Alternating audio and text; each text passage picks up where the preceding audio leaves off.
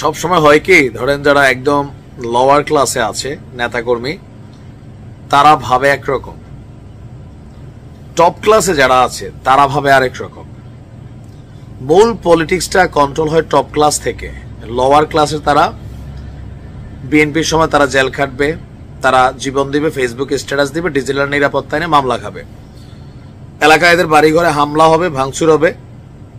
আর আপার ক্লাসে যে নেতারা আছে, দীর্ঘদিন দেশের বাইরে ছিল অনেকেই, এখন সব প্লেনে ভৈরা ভৈরা বড় বাপের পোলাই খায় মতো ঠোঙ্গা বইরা সব দেশে ঢুকবে। অলরেডি ঢুকা শুরু হয়েছে। এতদিন রাজপথে বিএনপি যে সকল নেতাকর্মীরা মাইর খাইছে, জেল খাটছে, দৌড়াইছে, যাও তুমি যাও সাইডে যাও, নতুন কমিটি তৈরি হচ্ছে, তাই না? বিএনপি মারামারি হচ্ছে। আবার এখন আওয়ামী লীগের মধ্যে দেখেন সব আপার ক্লাস, সব লুটেরারা দেশ ছেড়ে পালাইছে, দেশে আত্মগোপনে আছে। লোয়ার ক্লাস ফেসবুকে অ্যাক্টিভ, মানে একদম জীবন টিবন দিয়ালায় আওয়ামী লীগের জন্য। এরা কিন্তু বেসিক্যালি দল থেকে কোনো কিছু পায় না, ভালোবাসে, এটা একটা আলাদা জিনিস বিএনপির মধ্যে। তবে হালকা টুকটাক এলাকাতে বালুর সিন্ডিকেট চালাবে, সিএনজি স্ট্যান্ড কন্ট্রোল করবে, এরকম। তো বাংলাদেশের পলিটিক্স কখনো লোয়ার ক্লাস কন্ট্রোল করে না, কিন্তু বিপদে পড়লে এই লোয়ার ক্লাসে দিয়াই চেতনার বাণী টানি দিয়া মোটামুটি মাঠে নামানোর চেষ্টা করে।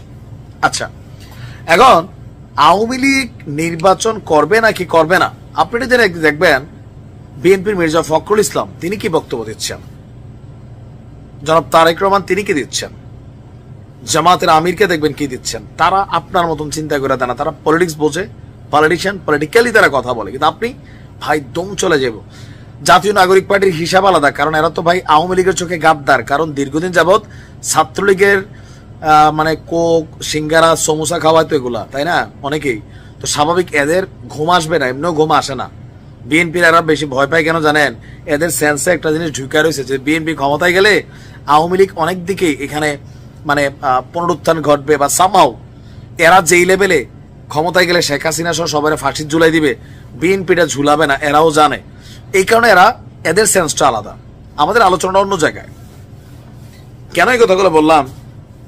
ডক্টর ইউনূসের মতন মানুষ তিনি বলছেন যে দেখেন আওয়ামী লীগ নির্বাচনে অংশগ্রহণ করবে না কি করবে না তাদের সিদ্ধান্ত, কিন্তু আমি কি করতেছি, আমরা সাইন টাইন মাইরে একদম ফাঁসির মঞ্চ কালকে বানাই ফেলতেছি, তাই না?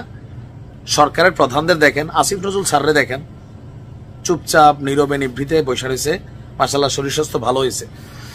এখন ভারতে শেখ হাসিনা যে আশ্রিত আছেন, ভারত আসলে কি চাচ্ছে?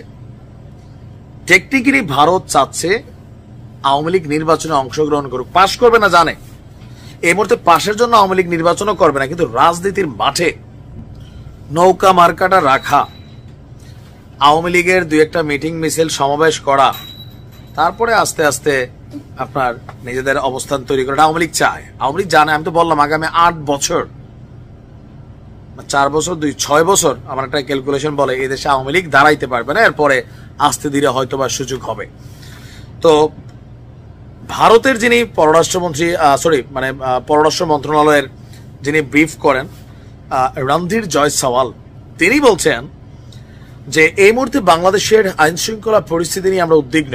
আমরা একটি স্থিতিশীল, শান্তিপূর্ণ, অন্তর্ভুক্তিমূলক এবং প্রগতিশীল বাংলাদেশকে সমর্থন করি, যেখানে গণতান্ত্রিক উপায়ে এবং অন্তর্ভুক্তিমূলক, ফোকাসড ওয়ার্ডটাই হচ্ছে অন্তর্ভুক্তিমূলক ও অংশগ্রহণমূলক, সেকেন্ড ফোকাসেবল ওয়ার্ড, নির্বাচনের মাধ্যমে সব সমস্যার নিষ্পত্তি হবে।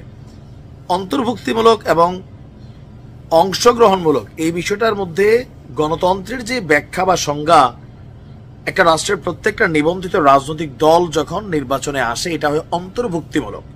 প্রত্যেকটা রাজনৈতিক দল যখন তারা নির্বাচনে পার্টিসিপেশন করে অংশগ্রহণমূলক।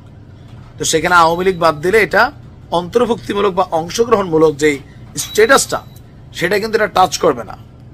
সো কৌশলে ভারত বলার চেষ্টা করছে যে আগামী নির্বাচনে ডক্টর ইউনূস সরকারের উচিত একটা অন্তর্ভুক্তিমূলক এবং অংশগ্রহণমূলক নির্বাচনের আয়োজন করা। আবার ইউনূস সাহেব নিজেই বললেন, একদিন পরে কিন্তু ভারতে বক্তব্য দিচ্ছে যে আওয়ামী লীগ নির্বাচনে আসবে না কি আসবে না তাদের সিদ্ধান্ত, তবে ব্যক্তির বিচার হবে, দলের তো আর বিচার হয় না। বাট তারপরেও আওয়ামী লীগকে ব্যান করার ব্যাপারে আপনি দেখেন সরকারের কারোর কোনো সিস্টেম আছে, ভূমিকা আছে, সবাই আইনের রাস্তাটা দেখায়। বা আমি চোখ বন্ধ করে বলে দিতে পারি, এত বড় জ্যোতিষ না, মুসলিম ভাইয়ের বইয়ের দেবর হিসাবে ইউনূস সরকার আমলে আওয়ামী লীগ ব্যান হবে না। ছাত্রলীগ হয়েছে সেটা আলাদা, এই কাজটা কেউ করবে না। পরবর্তী সময় কেউ আসলে শেখ হাসিনারে জেলে রাখবে এটা জানি, কিন্তু দলের ব্যান করবেন এটা 100%।